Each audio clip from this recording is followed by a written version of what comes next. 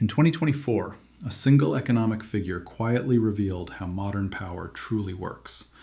The United States exported more than $320 billion worth of mineral fuels, oils, and refined energy products to the rest of the world.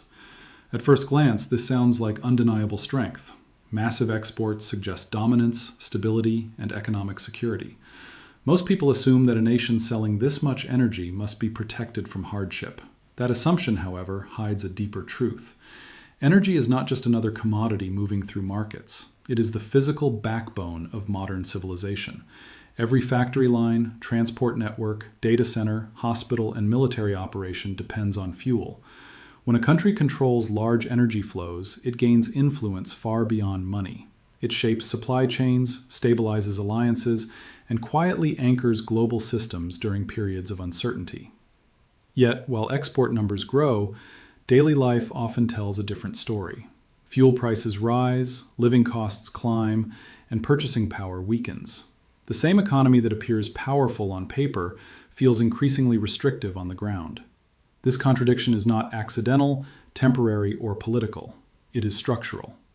As the world enters 2026, this growing gap defines modern economies more clearly than headlines alone. Energy holds a unique position in the global economy because it is tied to physical necessity rather than financial confidence.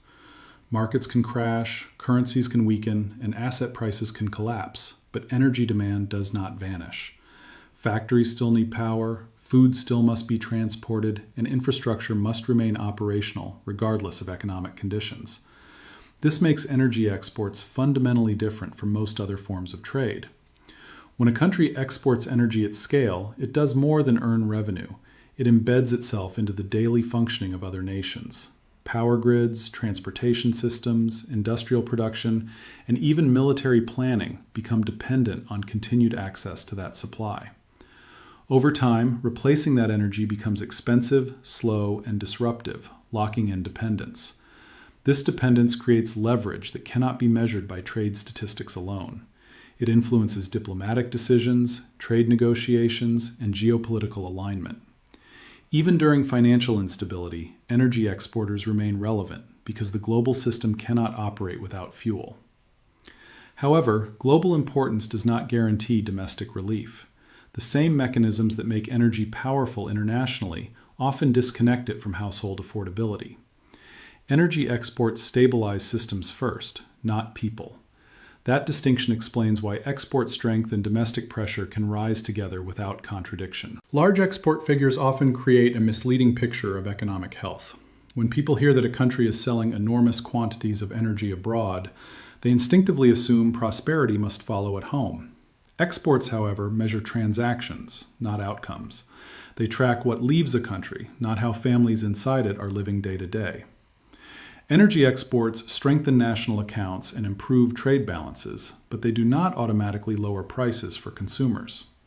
When global demand rises, producers respond to international markets, not local income levels. Domestic prices begin to mirror global benchmarks even when wages fail to keep pace. The result is rising fuel costs, higher transportation expenses, and increased prices across the entire economy. This creates a paradox that confuses many people. A nation can export record levels of energy while households struggle with affordability. The issue is not scarcity of supply, it is allocation of benefit. Energy flows toward the highest return, not toward easing household pressure. Export-driven systems are designed to preserve stability and profitability at the top. Household comfort is secondary. Understanding this distinction helps explain why national success and personal strain often exist side by side. Across modern economies, this pattern continues quietly, unchecked. Energy exports also operate as a powerful geopolitical instrument, shaping relationships far beyond simple trade. When countries rely on external fuel supplies, energy access becomes a strategic consideration in nearly every major decision.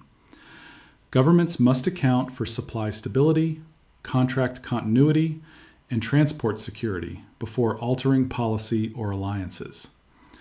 This dependency gives exporting nations influence that functions quietly but consistently. Shipping lanes, refineries, pipelines, and storage facilities transform into strategic assets. Control over these systems allows exporters to affect regional stability without direct political pressure. Energy becomes leverage that rarely appears in speeches, but heavily influences negotiations behind closed doors. Nations dependent on imported fuel are far less flexible during crises. Maintaining this position requires reliability. Export commitments must be honored even when domestic conditions worsen. Interruptions can disrupt entire regions, triggering inflation, shortages, and political instability elsewhere. Because of this, domestic affordability often becomes secondary to international obligation. This creates an internal contradiction. From the outside, the exporting nation appears strong, dependable, and influential. From the inside, households absorb the cost of prioritizing global stability over local relief. Energy power travels across borders, but its economic pressure remains at home. This dynamic explains why global influence and domestic strain frequently grow together instead of canceling each other out. Financial systems operate on confidence, expectations, and belief. Energy systems operate on necessity. When markets panic, fuel still moves. When currencies weaken, factories still run. When debt grows, transportation networks and supply chains cannot simply shut down. This difference explains why energy trade often remains strong during periods of financial stress. Energy sits closer to physical reality than most financial assets. It powers food production, medical services, data infrastructure, and national defense. Even during recessions, these systems must continue functioning. As a result, energy exports become one of the most resilient pillars of global trade, supporting economic continuity when other sectors slow or contract. For exporting nations, this resilience provides system-level security. Governments maintain revenue streams, international agreements remain intact, and geopolitical relevance is preserved. From a macro perspective, the economy appears stable and functional. Households, however, experience this stability differently. They feel rising fuel costs, inflation, and reduced purchasing power directly. Energy exports do not protect consumers from these pressures. Instead, they ensure that the broader system keeps operating. The result is a widening gap between structural stability and personal experience. The economy survives, but individuals feel constrained. This divergence has become a defining characteristic of modern economies and continues to shape financial reality as 2026 approaches. National balance sheets can improve quietly, while household budgets deteriorate in full view. This outcome is not accidental. Export revenue strengthens reserves, supports government finances, and reassures markets. But household security depends on wages, prices, and access to essentials. When global energy prices rise, domestic consumers pay those prices regardless of export success or national headlines. Higher fuel costs ripple through the economy. Transportation becomes more expensive, food prices climb, and manufactured goods cost more to produce and distribute. Each increase compounds, pushing everyday expenses higher even as official indicators signal resilience. Families adjust by cutting discretionary spending, delaying plans, and absorbing stress that statistics never record. The contrast breeds confusion and distrust. People hear about strong exports and wonder why relief never arrives. The answer is structural. Export systems are designed to maintain continuity and profitability across borders. They are not designed to regulate affordability at home. This does not mean the system is broken. It means it is doing what it was built to do. Continuity is preserved, not comfort. Recognizing this difference clarifies why financial pressure spreads socially even when national performance appears strong.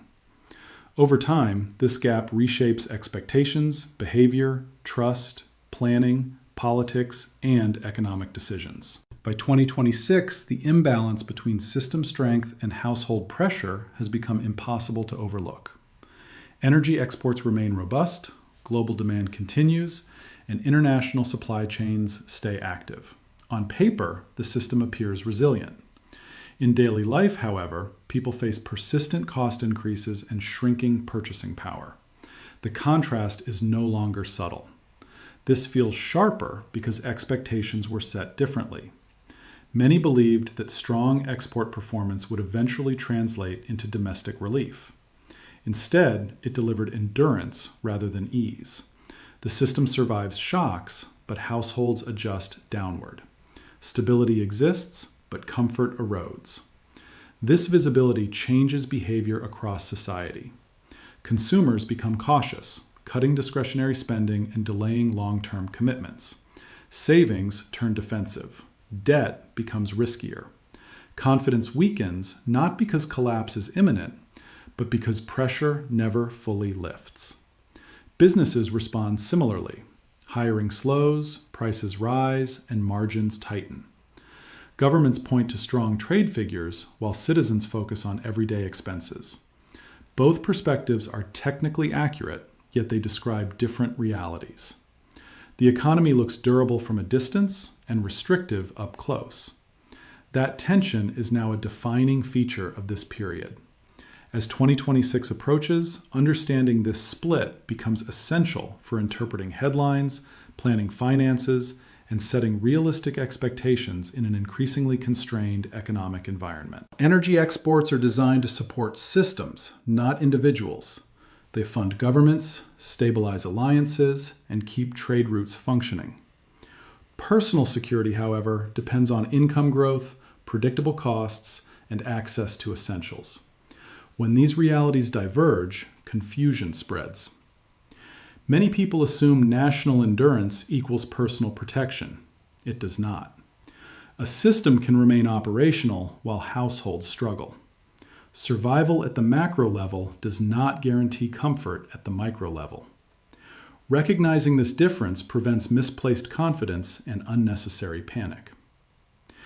This split explains why economies can appear healthy while social stress rises. Official indicators measure continuity, not relief. They track flows, not burdens. Households experience the economy through bills, prices, and choices constrained by cost. These perspectives rarely align. Understanding where protection actually exists allows clearer decisions. It helps individuals plan without relying on headlines that celebrate scale. It also clarifies why policy responses often feel distant from lived experience. As pressure persists, expectations adjust. People prioritize flexibility, liquidity, and risk management over growth. This is not pessimism. It is adaptation to an environment where systems are protected first. Clarity about this structure replaces frustration with strategy and enables steadier navigation through uncertainty for individuals seeking stability without illusions or guarantees. Export headlines attract attention because they compress complex systems into a single impressive figure. Large numbers suggest success, momentum, and control, but they conceal how benefits and costs are distributed. Export totals reveal scale, not impact. They show movement across borders, not pressure within households. To understand an economy accurately, attention must shift from profit to strain. Strain appears where prices rise faster than wages, where savings erode, and where choices narrow. These signals rarely appear in export reports, yet they define daily experience. When energy prices climb globally, households absorb the shock locally, regardless of how strong trade looks on paper. Focusing only on exports creates false confidence. It encourages the belief that strength at the top will eventually trickle down. In practice, systems prioritize continuity and reliability over affordability. The benefits concentrate where contracts, infrastructure, and capital sit, while adjustment happens elsewhere. Pressure reveals reality better than headlines. It shows who adapts, who absorbs costs, and who remains insulated. Reading pressure clarifies why optimism persists alongside anxiety. Without this lens, impressive figures distract from constraints that shape behavior. With it, economic narratives become clearer, expectations become realistic, and planning becomes grounded rather than reactive for individuals everywhere today. As long as energy remains essential, exporting nations will continue to hold global relevance and strategic importance. Influence, however, does not guarantee widespread stability or shared prosperity. The global economy is entering a phase where systems keep operating smoothly while individuals feel persistent strain. This pattern is not temporary. It reflects how modern structures are designed. Energy trade sustains governments, alliances, and supply chains even under stress. At the same time, households face higher costs, tighter margins, and limited flexibility. These two realities coexist without contradiction because they serve different purposes. One protects continuity, the other absorbs adjustment. This tension increasingly shapes public behavior. Consumers prioritize liquidity over expansion. Workers value stability over advancement. Businesses focus on survival rather than growth. Policymakers speak in terms of resilience while citizens experience constraint. Both views describe the same system from different positions. Recognizing this split early allows adaptation instead of surprise. It shifts attention from promises of relief to strategies for endurance. The future will not be defined by collapse or comfort alone. It will be defined by how long systems function under pressure and how individuals position themselves within structures built for persistence, not ease, during prolonged economic uncertainty period ahead. Understanding economic power requires separating national capability from personal reality. Energy exports demonstrate capacity, influence, and strategic importance, but they do not guarantee affordability or security for households. Confusing these two levels leads to misreading risk and misunderstanding stability. At the national level, energy exports signal reliability. They reassure allies, stabilize trade relationships, and support government finances. From this perspective, strength appears intact. At the personal level, however, stability is measured differently. It is measured by purchasing power, manageable expenses, and the ability to plan without constant adjustment. These conditions are not protected by export figures. When people assume national success will automatically translate into personal relief, frustration grows. Expectations are misplaced, not because individuals are wrong to hope for stability, but because the system is not designed to deliver it evenly. Power concentrates where infrastructure, contracts, and capital operate. Adjustment spreads elsewhere. Recognizing this reality does not mean pessimism. It means clarity. Clarity allows better decisions, calmer planning, and realistic expectations. Economic power is not disappearing, but it is being expressed at the system level rather than the household level. Navigating this environment requires understanding where strength exists and where personal resilience must compensate for its absence today. If this breakdown shifted how you think about economic strength, that shift is Misunderstanding important. comes not from ignorance, Most people but are from trained training. to trust When large headlines, numbers dominate the celebrate frame, large reality numbers, below is and easy to assume miss. that national Seeing success past them is not automatically pessimism. means personal security. This analysis shows why that assumption often fails. Systems can remain strong while individuals feel increasing pressure. Recognizing that difference early matters more than reacting later. The goal is not fear or pessimism. The goal is clarity. When you understand how energy exports support systems rather than households, you stop waiting for relief that may never arrive. You start planning based on reality instead of narratives. That change alone improves decision-making, reduces anxiety, and restores a sense of control. If you want more calm, grounded analysis that explains how global systems actually function beneath the surface, stay connected. Subscribe, enable notifications, and follow along. Each breakdown focuses on structure, incentives, and long-term patterns rather than short-term headlines. The most valuable information reaches you before urgency forces attention. Once pressure becomes obvious, options narrow quickly. Preparation is not panic. Preparation is awareness Preparation combined appears with quiet action. and almost invisible when In it an happens economy early. designed for Reaction continuity appears rather loud than and comfort, constrained when it happens understanding late. the rules Only is the timing strongest differs. advantage you can have. Stay informed, think clearly, and position yourself with intention rather than assumption.